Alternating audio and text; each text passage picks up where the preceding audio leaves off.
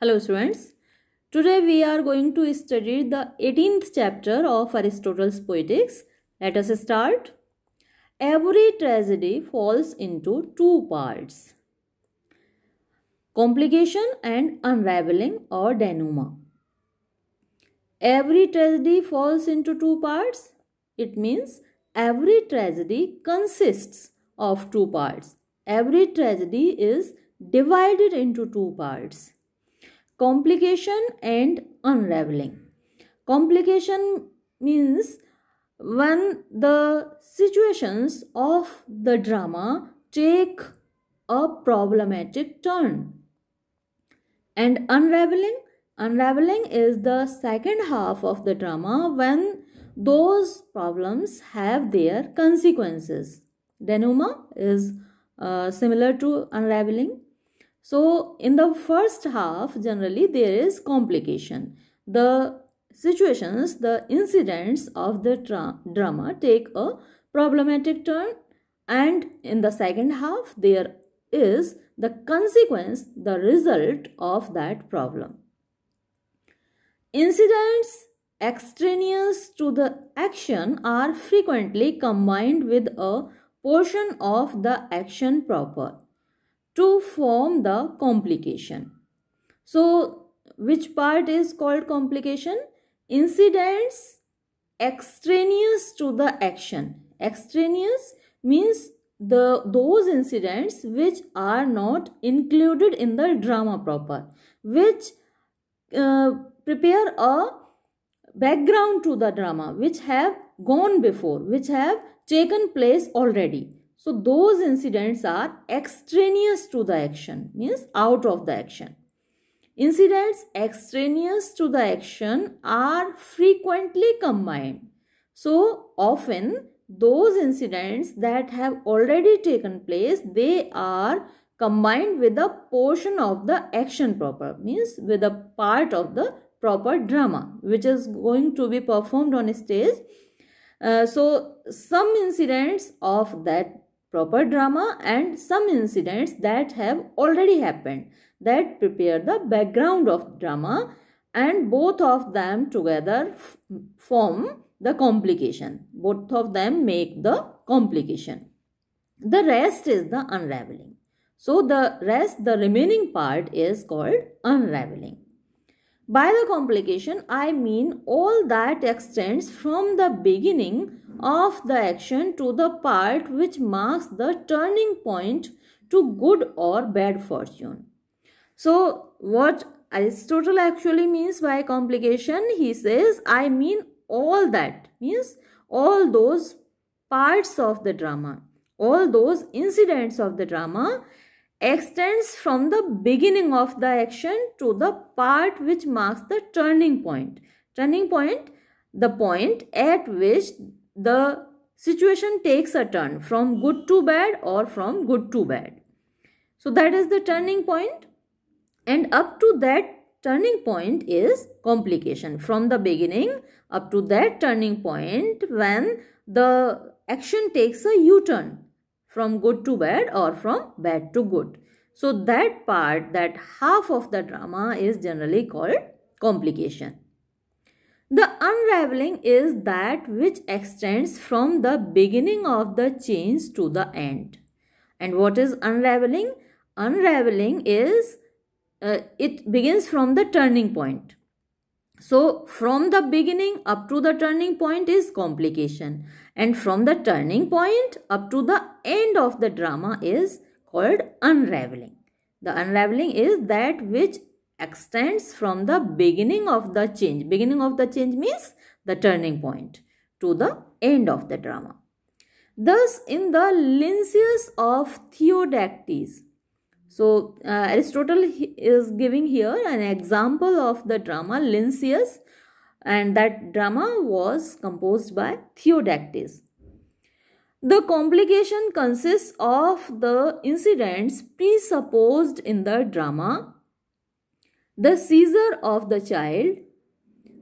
So in that drama called Lynceus, the complication includes the incidents presupposed in the drama. Presupposed means which are imagined, means which have taken place already, which create the background of that drama Lynceus.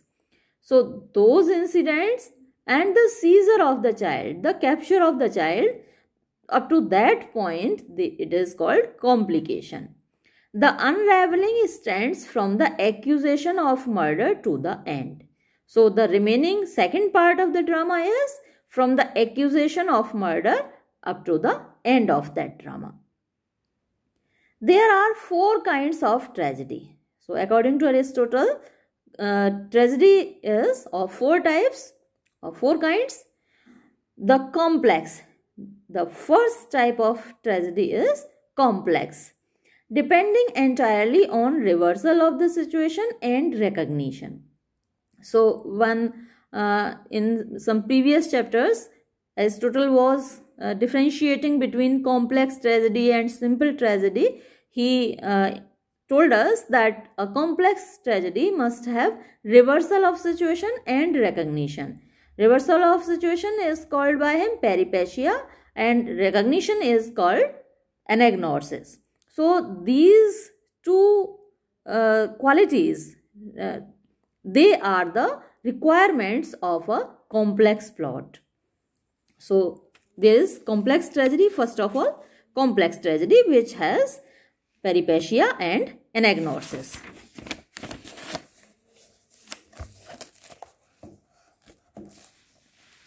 Then we have the pathetic, where the motive is passion. So the second type of tragedy is pathetic, which includes passions, such as the tragedies on Ajax and Ixion. So there are some tragedies which have been written on the life of Ajax and Ixion. They were 2 great heroes of Greek history. So the tragedies that are based on their lives, they are pathetic tragedies. Then the third type of tragedy is the ethical, where the motives are ethical. So ethical means moral tragedy, where the motive, where the inspiring idea, inspiring thought, inspiring theme behind it is moral, such as the Theotides and the Peleus. So these are the examples of ethical tragedy. The fourth kind is the simple, and the fourth type of tragedy is simple tragedy, where the plot moves on smoothly. There are no twists and turns in this tragedy. It's called simple tragedy or simple plot. We here exclude the purely spectacular element. So out of these tragedies, Aristotle has excluded the purely spectacular element. Spectacular element means the scene of the stage. There is a spectacular element, there is scene painting in a drama on the stage. So here Aristotle has excluded it from his definition, or while he is introducing us to the types of tragedies, he has excluded the spectacular element, exemplified by the Forsytes, the Prometheus, and the scenes laid in Hades. So the examples of spectacular element are the Forsytes. Forsytes, they were the daughters of sea god.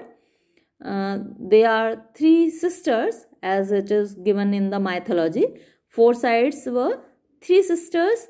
They were daughters of sea god. And a very interesting thing about these 3 sisters was that they had one common eye and one common tooth.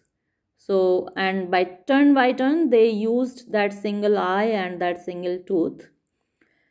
Then Prometheus, we know he was a champion of humanity. He stole fire from heaven and gave it to humanity.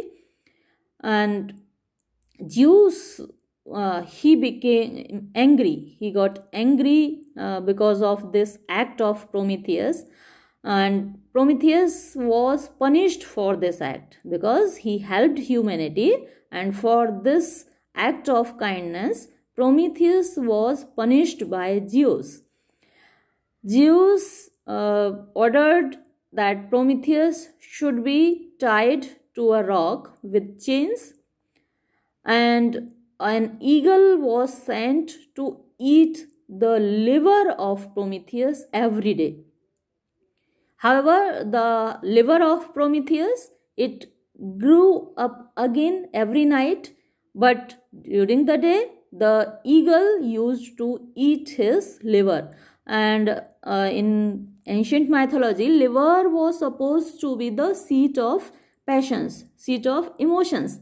And because of these emotions, Prometheus helped humanity. That's why he was punished in this way, in a very torturing way. And scenes laid in Hades. Hades, it's hell, or we can say underworld. In mythology, there are 3 worlds. One is heaven, second one is earth, on which we live. In heaven, there live the gods and goddesses. On earth, we human beings live. And Hades is supposed to be a place underworld, which is under the earth, and dead souls go there. So these scenes, they have been excluded by Aristotle. The poet should endeavor, if possible, to combine all poetic elements. The poet should endeavor, means the poet should try, the poet should attempt, if possible, to combine all poetic elements. So, if it is possible for the poet here stands for the dramatist. If it is possible for the dramatist to include all the poetic elements in his drama, he should try it. He should try to combine all the elements of poetry in his drama. Or failing that, if it is not possible to combine all the poetic elements, the greatest number and those the most important. So, if it is not possible to combine all the poetic elements, the poet should try to include the greatest number of them, or the most important. Those elements which are most important, at least they should be included by the poet. The more so in face of the cavilling criticism of the day.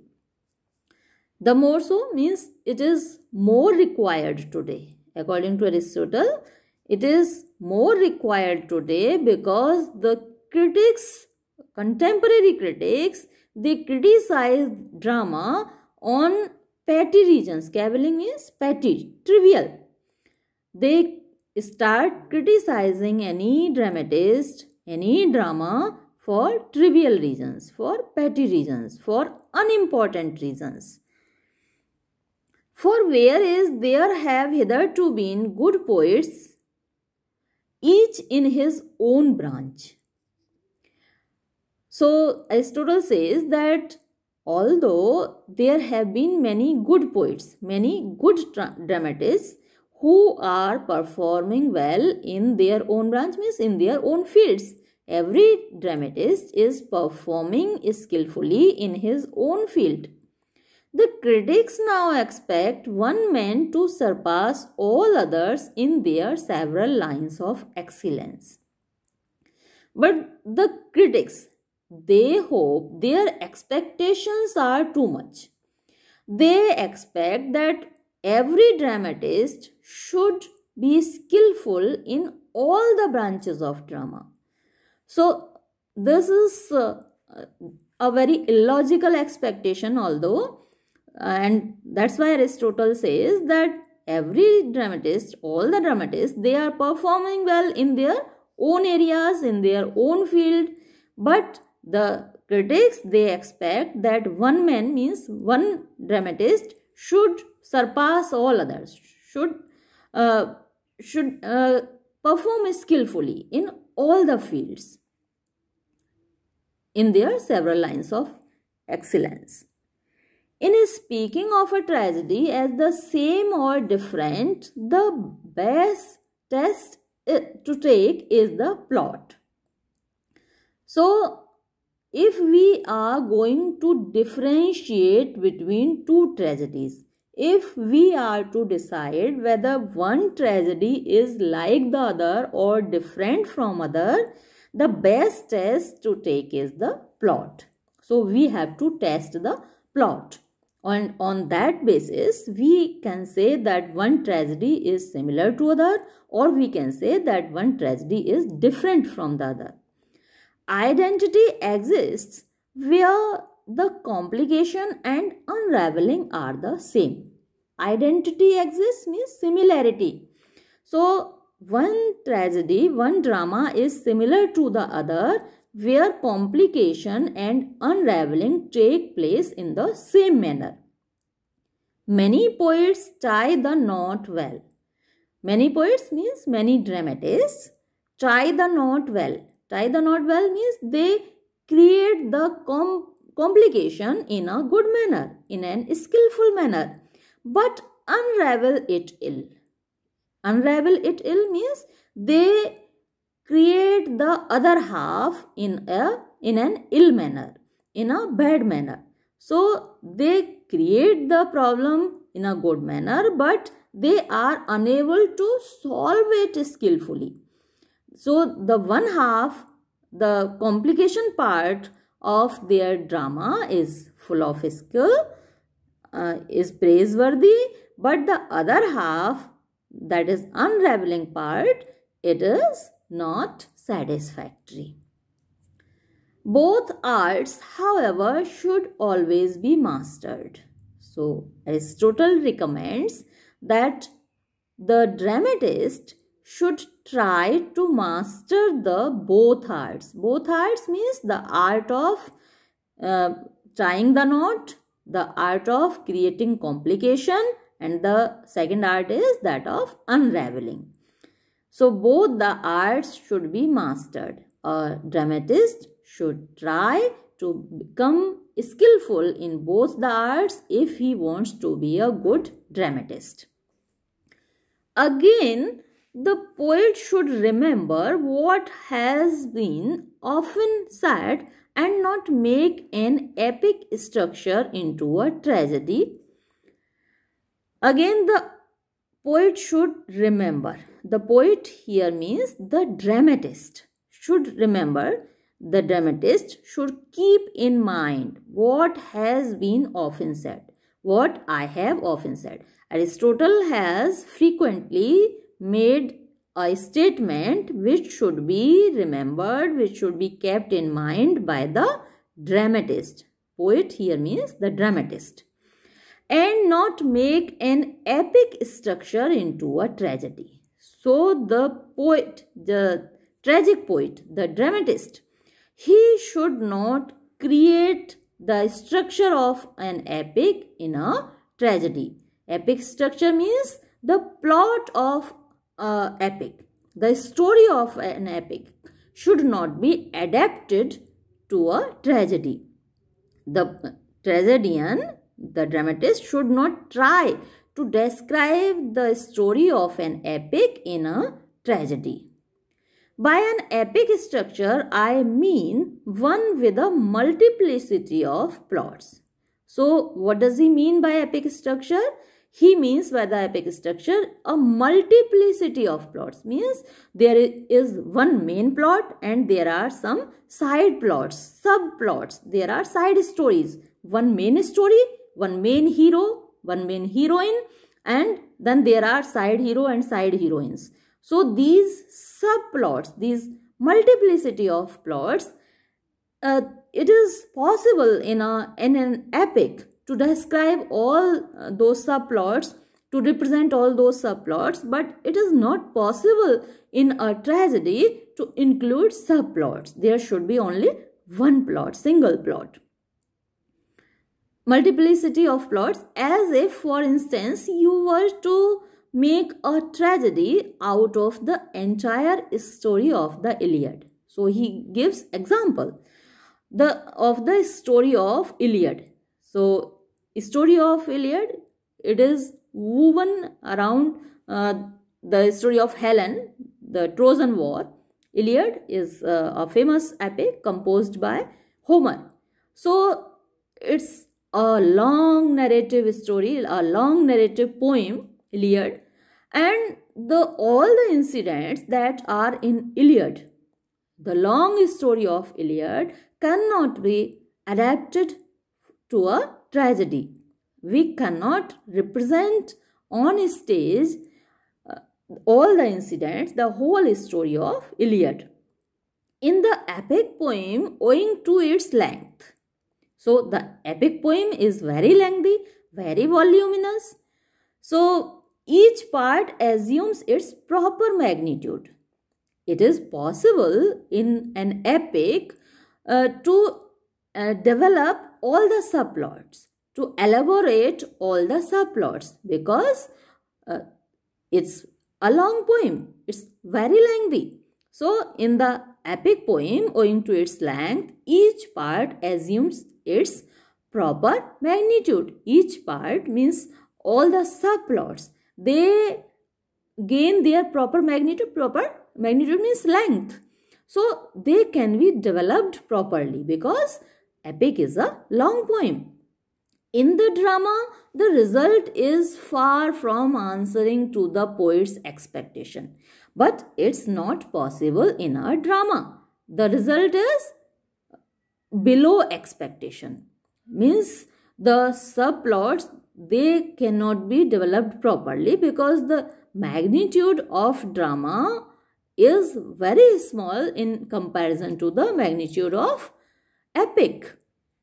The proof is that the poets who have dramatized the whole story of the fall of Troy, instead of selecting portions like Euripides, or who have taken the whole tale of Niobe and not a part of her story like Aeschylus, either fail utterly or meet with poor success on the stage. The proof is that. So the proof of the statement that has been told by Aristotle in these sentences. So the proof is that the poets who have dramatized the whole story of the fall of Troy. Fall of Troy, as I told you, is the story of Iliad. So there are some dramatists who have tried to include, to narrate, to represent the whole story of Iliad in their dramas, instead of selecting portions like Euripides. Euripides, for his tragedies, has selected only parts of that story. But some other dramatists, they have tried to represent the whole story of the fall of Troy, or who have taken the whole tale of Niobe. So the tale of Niobe, the story of Niobe is also a very long story. So there are some dramatists who have written tragedies on the story of Niobe and not a part of her story. So instead of selecting a part of the story of Niobe, they have tried to represent the whole story of Niobe in these dramas, like Aeschylus. Aeschylus has not done it. Aeschylus has chosen only parts of the story of Niobe. Either fail utterly. So this type of dramas which have tried to represent long stories on the stage, they fail utterly. They fail completely on the stage, or meet with poor success on the stage, or their success is very poor. They are not popular. They are not liked by the audience. Even Agathon has been known to fail from this one defect. So Agathon, he was a famous dramatist of ancient Greece. He has failed on this point. because of this one defect, because he has tried to represent long stories, long narratives in his dramas. That's why sometimes even he has failed. In his reversals of the situation, however, he shows a marvelous skill in the effort to hit the popular taste. Although he has done well in the reversals of the situation, while presenting his peripecia, he has done well. He has shown a marvelous skill, an amazing skill in effort to hit the popular taste, means to the taste of his audience. He has catered to the taste of the audience to produce a tragic effect that satisfies the moral sense. So he produces an effect in his tragedies, in his reversal of the situation, which satisfies the moral sense of the audience. This effect is produced when the clever rogue like Sisyphus is outwitted or the brave villain is defeated. So the moral sense of the audience is satisfied when a clever person like Sisyphus is intellectually defeated or brave villain defeated. When brave villains are generally showed to be represented to be very strong. So when that strong villain is defeated by the hero, then the moral sense of the audience is satisfied. Such an event is probable in Agathon's sense of the word. So these incidents are probable according to Agathon. Agathon, as I already told you, was a famous tragedian of ancient Greece. So he says that it is probable, he says, that many things should happen contrary to probability. It is probable. In the drama, it is possible that many things should take place which are contrary to probability, means which are opposite to probability, which generally cannot take place in the real world, but they can take place in the drama. And he has given the examples. Brave villain is defeated. When the villain is very strong, in real life, he cannot be defeated by the hero because the villain is strong. But in drama, as we see in the films also, the strong villain is defeated by the hero. The chorus too should be regarded as one of the actors. It should be an integral part of the whole and share in the action in the manner not of Euripides but of Sophocles. So chorus should be a part of the whole drama. He should not be outside the drama. He should be one of the characters of the drama. As you remember, when you were studying Oedipus Rex, their chorus was a character of the drama. So it is recommended by Aristotle that chorus should be one of the actors. He should be one of the characters of the drama. It should be an inseparable part of the whole. He should be an essential part of the drama. And share in the action. He should share in the action means he should also perform on the stage in the manner not of Euripides. So the manner of presenting chorus should not be that of Euripides. It should be the manner of Sophocles, as all of us remember that chorus was a part of Oedipus Rex. As for the later poets, their choral songs pertain as little to the subject of the piece as to that of any other tragedy. In the dramas of later poets, the choral songs, the songs that are sung by the chorus, they pertain as little to the subject of the piece, means they are not relevant to the theme of the drama. Subject of the piece means the theme of the drama. The choral songs are not relevant to the theme of the drama as to that of any other tragedy.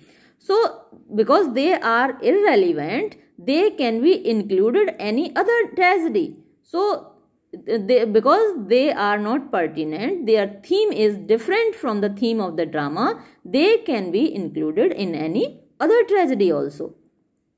They are therefore sung as mere interludes.